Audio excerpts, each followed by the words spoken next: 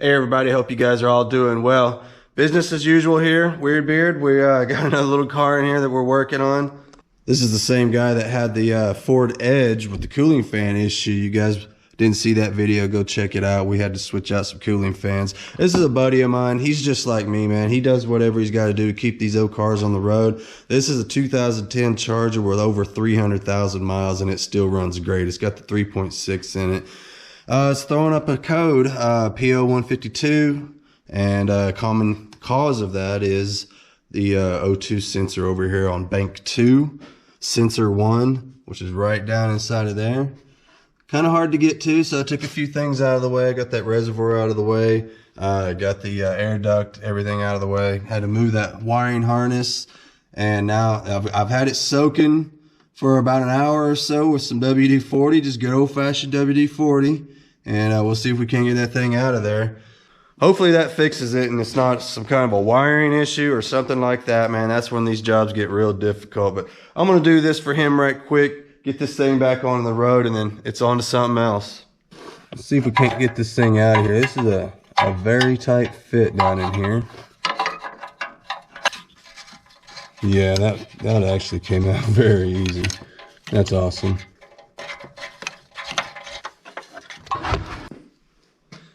All right, so there it is. That's the old one. All right, it's in. We'll bring this reservoir back down in here. This hose right here was, that hose right there was getting in the way. That's why I had to pull this out. It comes out super easy. Goes back in easy too.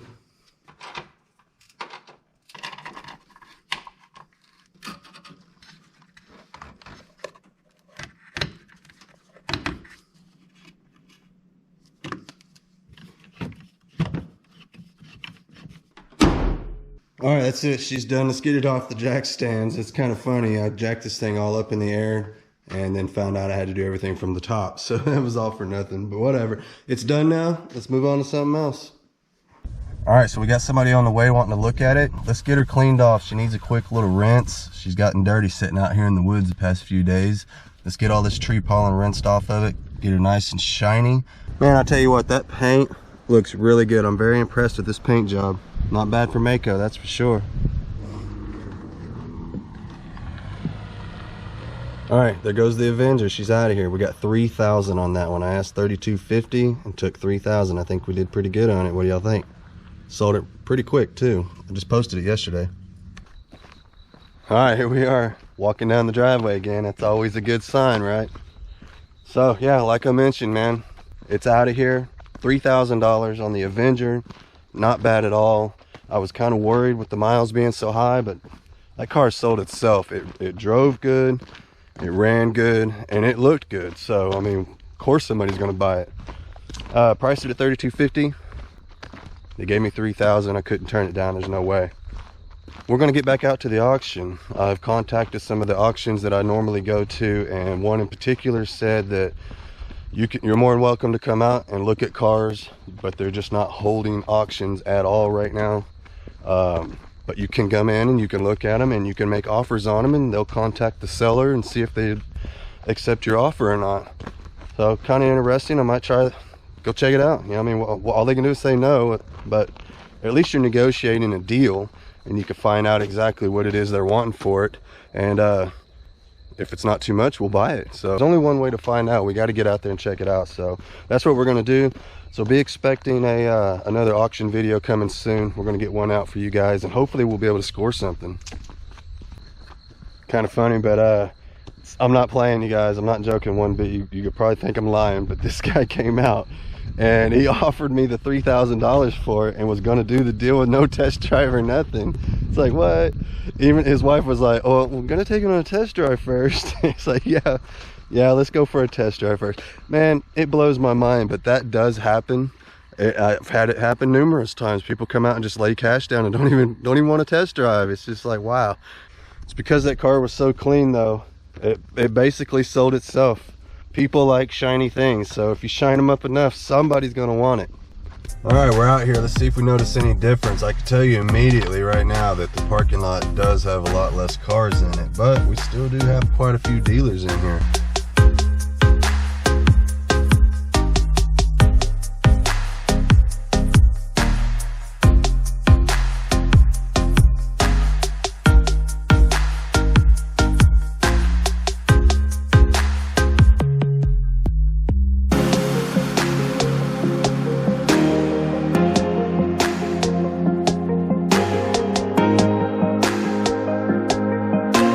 This is my idea of the perfect flip car. I love these things, these old Grand Prix. They flip very well. They're easy to work on and parts are cheap. So I'm definitely interested in this one. It's an 06 model. All right, getting out of this wind noise. Let's fire this thing up, see how many miles it's got on it. Well, she fired right up. She's a little rough idling though. Oh yeah, she's making a weird noise.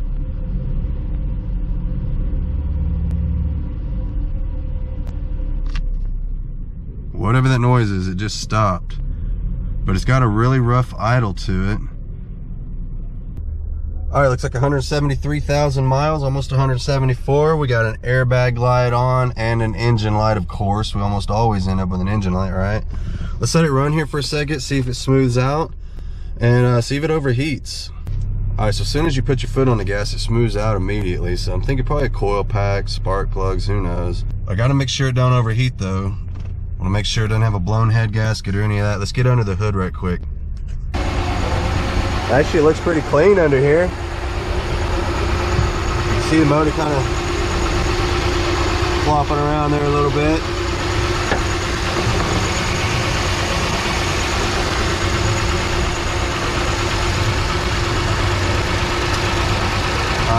There it is, chocolate milk.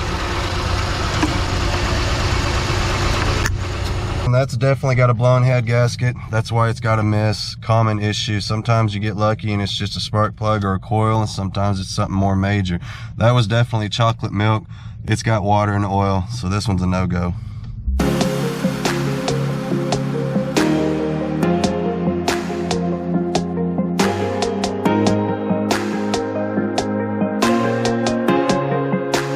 All right, so we got ourselves a 2010 Chevy Cobalt. Looks like 190,000 miles. That's a little more miles than I like, but it's still under 200,000. And in this price range, under 3 grand, it's still okay miles. Somebody will buy it, believe me. And I'm sure it has a lot of miles left in it, but to know for sure, you got to check it out. So just like the last one, you got to get in here and make sure it's good. You don't want to be in there bidding on something that's got a blown head gasket. I mean, unless you get it dirt cheap and you're okay with fixing it.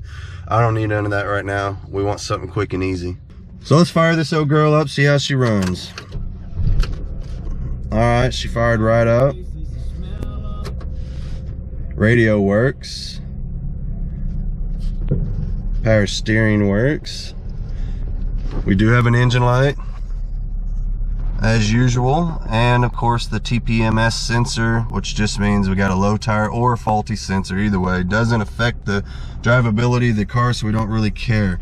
Let's check all the windows.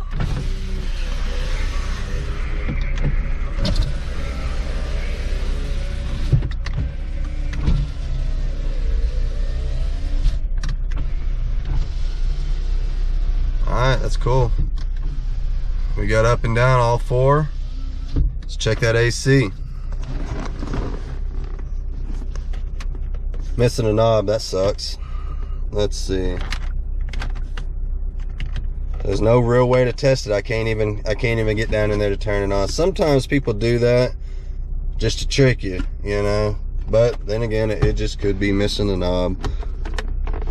We'll look around in here. I don't see it anywhere. Sometimes they toss that kind of stuff in the glove box when they break loose, and I don't see it anywhere. So your guess is good as mine. We don't know if we have AC. I take that kind of stuff into consideration when I'm bidding on it. I'm not going to go in there and bid on this thing like I know for sure it has AC, because I don't. So that makes me want to bid a couple extra $100 lower than what I normally would.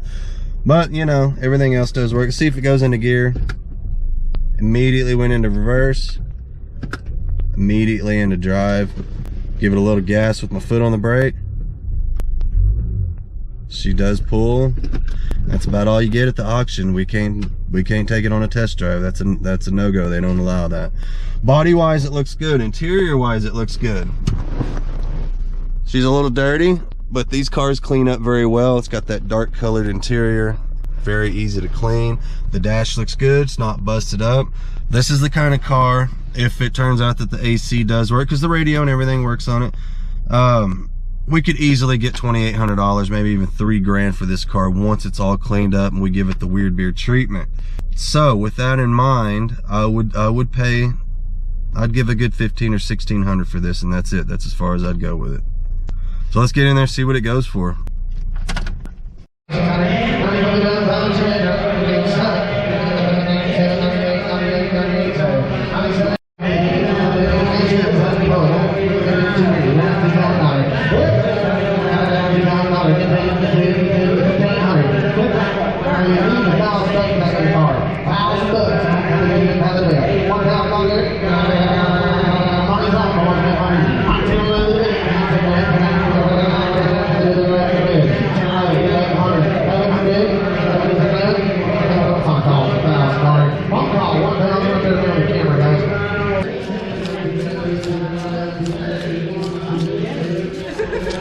Okay, she's printing it off for you right now. I appreciate it. Thank you.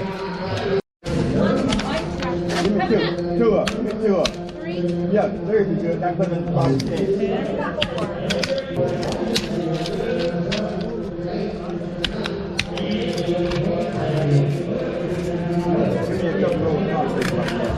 Thank you, thank you. Thank you very much. All right, let's go find this Cobalt. Man, I'm glad we checked that one out. I think we dodged a bullet over there.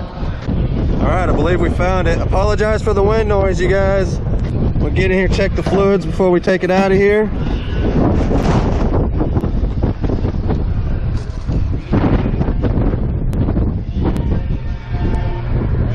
It's got oil in it. Now, it seems like every time I buy one, it ain't got no water in it. Let's see. All right, she actually has coolant, so let's get it on the road, see what happens. All right, man, let's get in here out of the wind noise. Get my mask off here. So that was a little different experience than what I'm used to out here. Normally it's a lot more crowded and there wasn't quite as many people out here, so that was cool. We got this thing.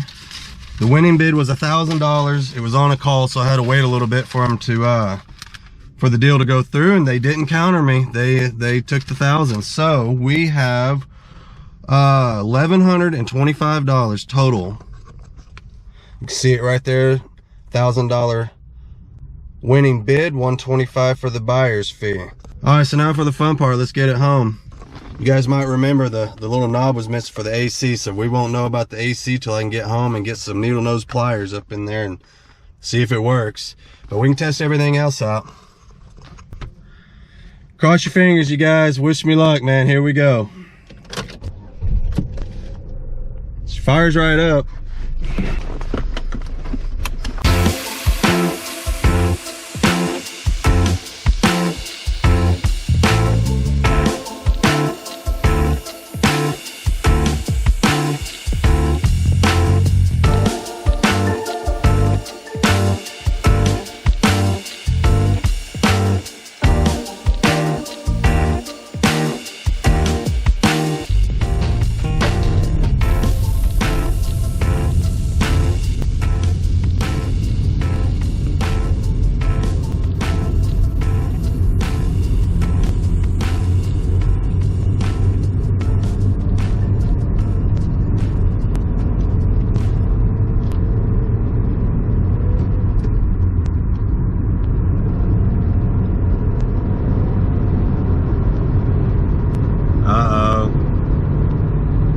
Not shifting. God, man, she ain't shifting, y'all. Now I see why they let it go so low. Oh man, always something.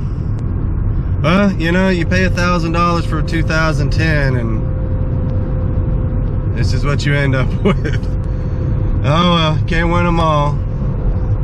It's bound to happen sooner or later. Now this is the first car I've ever bought that didn't shift. First time for everything, so. right, we'll probably have to park it somewhere and go get a trailer. I mean, I can't drive this thing 60 miles in freaking second gear.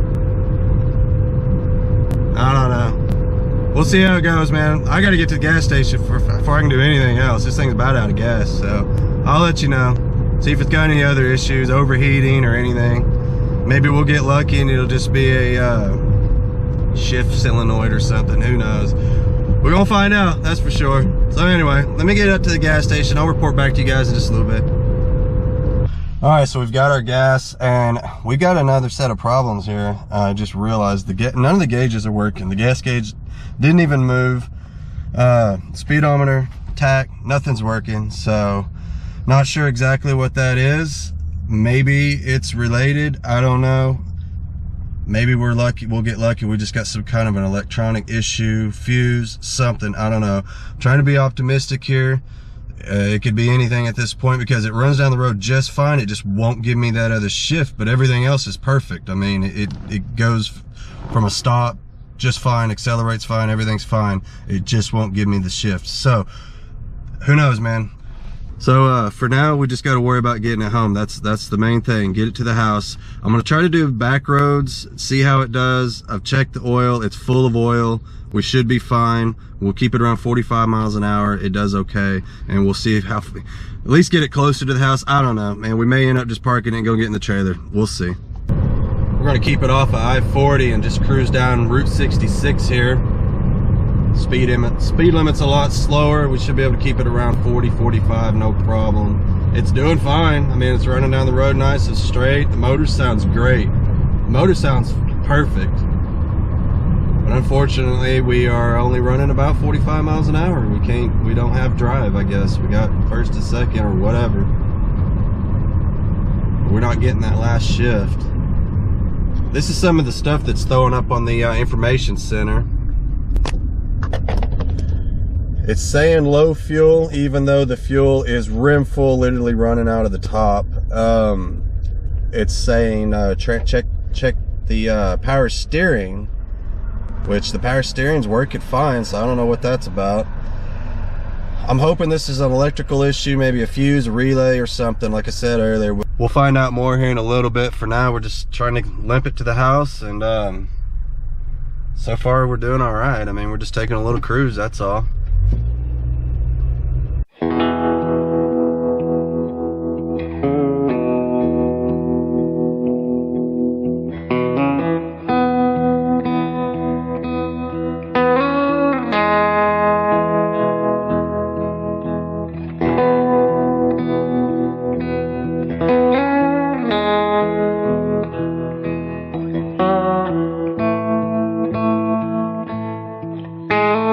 Alright, you guys, we made it to the south side of Oklahoma City, which means we're officially about halfway home. Nothing to report. We're just cruising along about 40, 45 miles an hour, taking all the side streets, avoiding the highway, and things are going fine, just kind of slow, that's all.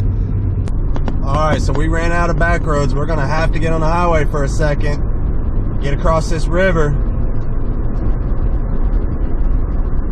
Got the emergency flashes on. We can get up to about 45, I guess, and that's about all she'll do.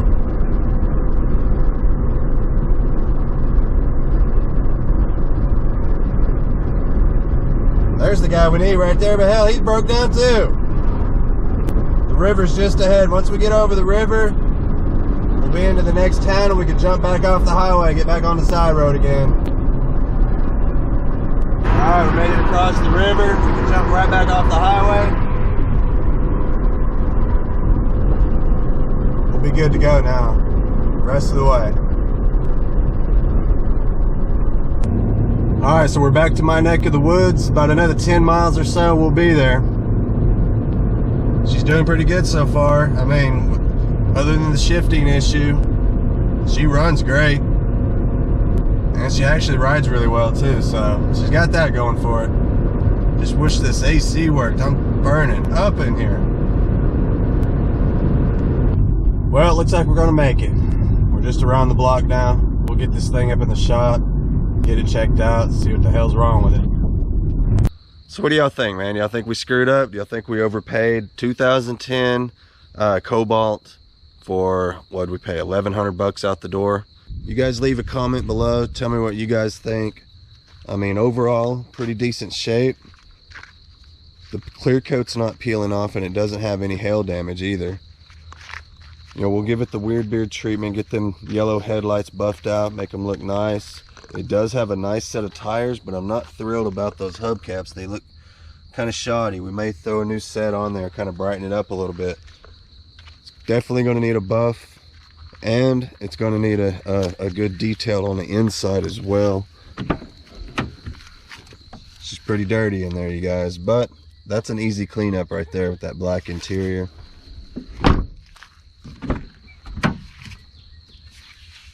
I don't think we'll have too much trouble cleaning it up, but you can see it is pretty dirty. But that's what to expect in this price range. You know, you're buying cars for $1,000 bucks. I bet it's going to need some cleaning up, and it might need a few things done to it. We got a little bumper situation over here. I don't know if you guys seen that. You can see there, somebody bumped into it, busted the dang bumper all up. So I mean, we might have to get in there and try to fix that. I don't like selling them like that, so we can at least get in there and glue it all back together from the back side, something like that. You know, we'll see. You guys stay tuned, see what we decide on that. But check these tires out, man. That has got some serious tread. Matching set all the way around. So yeah, it's definitely got an issue. Hopefully we'll be able to figure the issue out. Not all car flips are going to work out the way you want. We may lose on this one, I don't know. Hopefully it's a simple fix. Hopefully we can figure it out and not have to spend a fortune buying a transmission and going through all that, dropping it out, putting another one in. So anyway, we'll see. You guys be sure to check out the next video. We'll get in there and we'll figure out what's wrong with it, and we'll figure out if it's worth fixing, and see how it goes, see if we can get this thing on down the road, and if we can make any money on it, or if this is going to be the one we have to take a big L on. I don't know yet. So anyway, please like, share, subscribe, you guys. I really appreciate y'all watching. Don't forget my Instagram. I'll leave a link in the description. And I got to get back in the house. These mosquitoes are eating me alive, and I forgot to spray myself with the off stuff, whatever. I'm out of here. See y'all later.